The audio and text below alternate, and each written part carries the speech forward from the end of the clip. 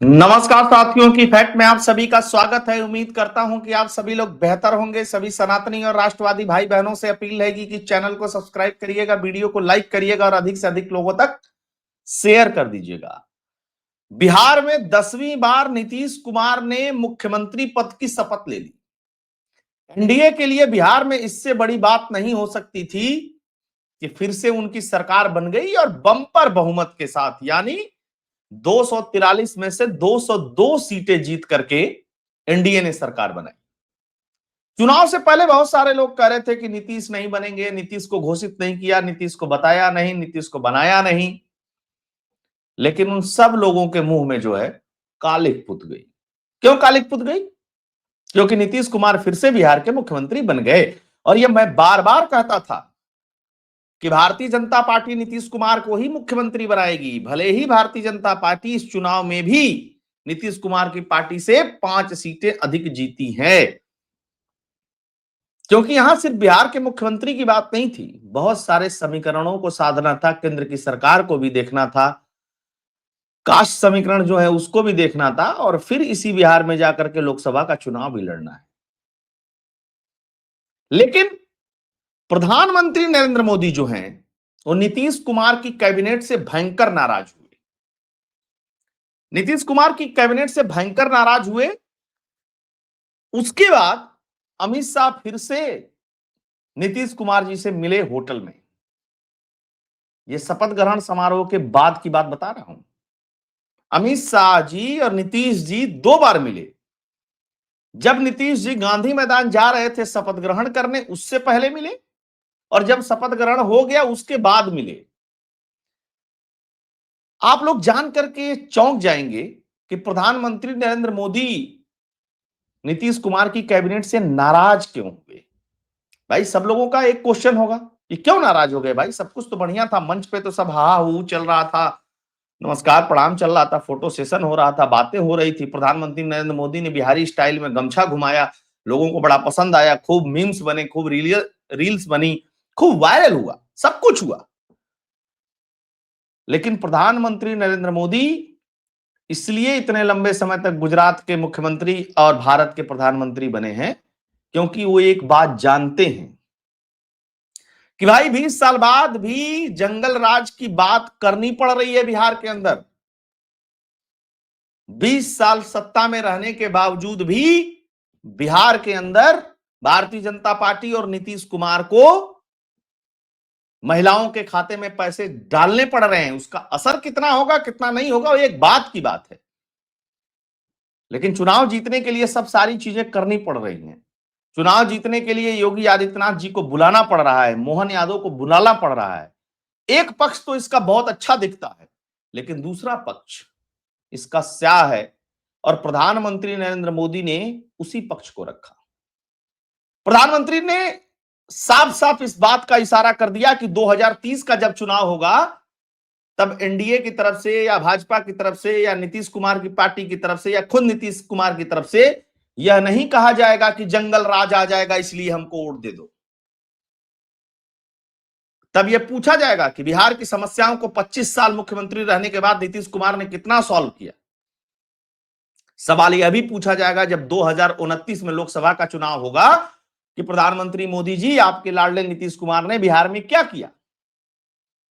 तब क्या जवाब देंगे। और उसके लिए जरूरी है कि जो कैबिनेट बनाई जाए, जो टीम बनाई जाए, वो इतनी जबरदस्त हो कि बिहार के अंदर जो इन्वेस्टमेंट की बातें हैं, बिहार के अंदर जो फैक्ट्री की बातें हैं, बिहार के अंदर जो पलायन की बातें हैं, बिहार के अंदर जो रोजगार की बातें हैं, उसको इन 5 सालों में अच्छे से एड्रेस कर सके। लेकिन नीतीश कुमार ने क्या किया?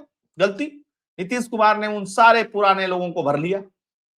अगर पुराने लोग इतने कॉम्पिटेंट थे, इतने बेहतर थे, तो प्रधानमंत्री नरेंद्र मोदी और नीतीश कुमार जी के चेहरे पर वोट मिल रहा था। इस बात का ध्यान दीजिएगा।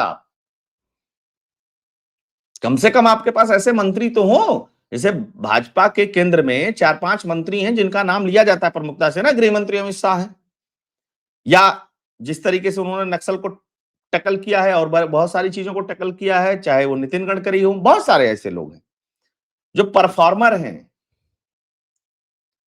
और नीतीश जी के कैबिनेट में जो लोग हैं वो लोग कितने बड़े परफॉर्मर हैं उसके बारे में कुछ बात करने की जरूरत नहीं है, क्योंकि इनके पार्टी में और चाहे भारतीय जनता पार्टी में जितने परफॉर्मर लोग हैं वो तो सारे लोग केंद्र में हैं। इसलिए प्रधानमंत्री नरेंद्र मोदी नाराज हुए कि आज तो कैबिनेट बना ले रहे हो, सब कुछ ठीक है, 30 में ये कैबिनेट तुमको वोट नहीं दिलवा पाएगी भाई, साफ साफ सुन लो इस बात को। तो अब हो सकता है कि कैबिनेट में कुछ रीसफल हो। अब समस्या यह भी है कि एक बार किसी को मंत्री बना दिए उसको हटाना बड़ा मुश्किल है, बीच में हटा दोगे तो उसके समर्थक नाराज हो जाएंगे, उसकी जाति के लोग नाराज हो जाएंगे, बहुत सारी बातें आ जाएंगी। प्रधानमंत्री नरेंद्र मोदी जाति कॉम्बिनेशन के खिलाफ नहीं थे, उन्होंने कहा ठीक है इसका फॉर्मुलेशन करिए, लेकिन उनमें से उन लोगों को पिक करिए जो डिलीवर कर सकते हैं, कुछ यंग लोगों को पिक करिए। ऐसा नहीं है कि मंत्रालय 10 साल से 15 साल से चला रहे हैं और वैसे ही चलेगा। तो भैया हर बार मोदी जी नहीं आएंगे बचाने के लिए बिहार में, इसलिए प्रधानमंत्री नरेंद्र मोदी नाराज हुए। अब थोड़ा सा खबरों पर भी चलते हैं। ये था नीतीश सरकार हो, अमित शाह से होटल में मिलकर गांधी मैदान पहुंचे नीतीश कुमार। क्या हुई बात किसी को कुछ नहीं पता। ठीक, दूसरी खबर सुनिए। नीतीश कुमार 10वीं बार बिहार के मुख्यमंत्री, 26 मंत्रियों ने ली शपथ, जिसमें भाजपा के 14, जेडीयू के 8, चिराग के 2 मंत्री, एक मुस्लिम चेहरा भी है। ये है टोटल, वो मतलब बीजेपी के 14 और मुख्यमंत्री लेकर के जेडीयू के जो है 9 हो गए, मान लीजिए सीएम को भी अगर जोड़ लेते हैं, अदरवाइज मंत्री 8 है, एलजेपी के 2, हम के 1, यानी जीतनराम मांझी के पार्टी के, उपेंद्र कुशवाहा की पार्टी का एक व्यक्ति मंत्री बन गया, संभवतः उनका बेटा। तो 26 + 1 हो गए। अच्छा, अब दूसरी बात समझिए, इसके जातियों पे आ जाइए। तो राजपूत समाज से सबसे ज्यादा विधायक जीत करके आए हैं, 4 मंत्री बनाए गए। सुनने में बड़ा बढ़िया लगेगा, बहुत सारे जातिवादी नेता राजपूत लोग इस पे खुश होंगे, हाँ 4 मंत्री बने हमारे। 2 भूमिहार बनाए गए, 1 ब्राह्मण, 1 कायस्थ, 3 कुशवाहा बनाए गए, 2 कुर्मी बनाए गए, 2 वैश्य या बनिया बनाए गए, 2 यादव बनाए गए, 1 मुस्लिम बनाया गया, 2 निषाद बनाया गया, 5 दलित और ईबीसी की एक जाति से एक मंत्री बनाया गया। कुल मिला जुला करके ये है।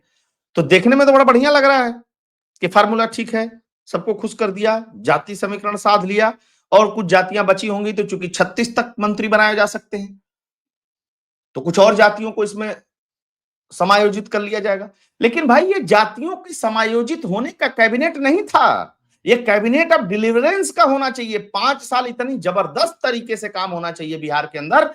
ठीक है, नीतीश कुमार ने रोड के ऊपर काम कर दिया, बिजली के ऊपर काम कर दिया, लॉ एंड ऑर्डर के ऊपर काम कर दिया, बहुत सारे काम कर दिए, बच्चियों को साइकिल दे दिया, महिलाओं को स्वावलंबी बनने के लिए आपने 10,000 रुपए डाल दिया, प्रधानमंत्री नरेंद्र मोदी का किसान सम्मान निधि आ रही है, सब कुछ ठीक है। नेक्स्ट क्या करेंगे आप? इन्हीं योजनाओं को चला करके क्या आपको लगता है कि बिहार में फिर से सत्ता मिलेगी? इसलिए प्रधानमंत्री नरेंद्र मोदी नाराज हुए। और प्रधानमंत्री नरेंद्र मोदी नाराज हुए तो उसका जो कारण है वो बड़ा जबरदस्त है। एक चीज और मैं आप लोगों को बताता हूं, बिहार में अब चूंकि तेजस्वी यादव ने बहुत सारे ट्वीट किए कि नीतीश जी 5 साल रहिए और जनता से जो वादा किया है वो पूरा करिए, खैर उनकी अपनी फ्रस्ट्रेशन है, उनके लोगों की अपनी एक फ्रस्ट्रेशन है। लेकिन जिस तरीके से जेडीयू आरजेडी ने गुंडागर्दी की, अगर आरजेडी के कार्यकर्ता गुंडागर्दी बंद कर दें इन 5 सालों में, मान लीजिए, ऐसा होने वाला नहीं है, मैं एक उदाहरण के तौर पे कहता हूं, इस तरीके के गाने जो आएंगे आ रहे थे कि कट्टा सटा के घारा से उठा ले, अगर इस तरीके की चीजें नहीं होंगी, नीतीश कुमार इन 5 सालों में डिलीवर नहीं कर पाएंगे, तो क्या होगा? इसलिए मोदी जी नाराज थे कि भैया जो कैबिनेट बनाए हो, जरूरी है कि मतलब जो 10 साल 15 साल से मंत्री है उन्हीं को ढोया जाए उसमें? क्यों ढोया जाए भाई, दूसरे को क्यों नहीं मौका मिलना चाहिए? अब अमित शाह जी से मिलने का मतलब क्या था? अमित शाह जी से मिलने का मतलब यही होगा, मुझे लगता है कि संभवतः अमित शाह जी को भी इस बात को प्रधानमंत्री ने अवगत कराया होगा कि भाई तुम लोग बैठ करके इतने दिन से कौन सा मंत्रिमंडल बना रहे थे, ये तो मंत्रिमंडल वही था जो पहले मैं देखता आ रहा हूं लगभग लगभग। भाई एलजेपी जुड़ी है तो वहां से जो व्यक्ति आया होगा वो नया होगा, एक आध 2 भाजपा के नए होंगे, उनसे क्या होने वाला है? उनसे क्या बदल जाएगा? उनसे तो कुछ बदलने वाला है नहीं। नीतीश के सामने समस्या ये है कि नीतीश कुमार अगर जो मंत्री हैं वर्तमान में अगर इन लोगों को ना बनाए तो यही लोग नीतीश के करीबी हैं, यहां गड़बड़ हो जाएगी बात, है ना। स्पीकर पद और बाकी सारे पदों के बारे में छोड़ दीजिए, उस पर बात करना, वो तो खैर एक अलग तरीके की बात होगी, लेकिन ठीक है, सबने जोर लगाया, सबने बातें की, सबने कोशिश की, बिहार आप जीत गए। अब सम्राट चौधरी जाति के नेता हैं, बहुत धाकड़ हैं, सब कुछ बढ़िया है, डिलीवरेंस कहां है? कैसे डिलीवर करेंगे सम्राट चौधरी? ये सच है ना कि सम्राट चौधरी कन्विंस नहीं कर पाएंगे? चुनावी राजनीति के लिए ठीक है, विजय सिन्हा नहीं डिलीवर कर पाएंगे। विजय सिन्हा ठीक है, वो मंत्री हैं या और भी बहुत सारे लोग, एक राम कृपाल थोड़े से दिख रहे हैं हमको, दो तीन मंत्री और हैं जो थोड़े से दिख रहे हैं। आपने दो महिला बनाना है राजपूत, तो दो महिला राजपूत बना दिया, एक उसमें ठीक ठाक है और एक का कुछ समझ में नहीं आता उनको मंत्री क्यों बना दिया। आपके पास जो सहनी पुराने मंत्री थे, आपने उनको रिपीट कर दिया। ठीक है, सहनी तो बहुत सारे जीते हैं, निषाद बहुत सारे जीते हैं, मंत्री बनाना था तो उसमें से किसी दूसरे को चूज करते कि भाई थोड़ा मंत्रालय में नयापन आना चाहिए ना। मतलब वही घिसा पिटा चलेगा तो फिर वही घिसा पिटा चलेगा, फिर आखिरी में आकर के आप कुछ जुगाड़ सोर्स लगाएंगे कि ये कर दें वो कर दें, ऐसे जीत जाए वैसे जीत जाए। और चूंकि बिहार की जीत में अमित शाह की भूमिका भी बहुत महत्वपूर्ण है, जिस तरीके से उन्होंने माइक्रो मैनेजमेंट किया, तो जवाब उनसे भी बनता है।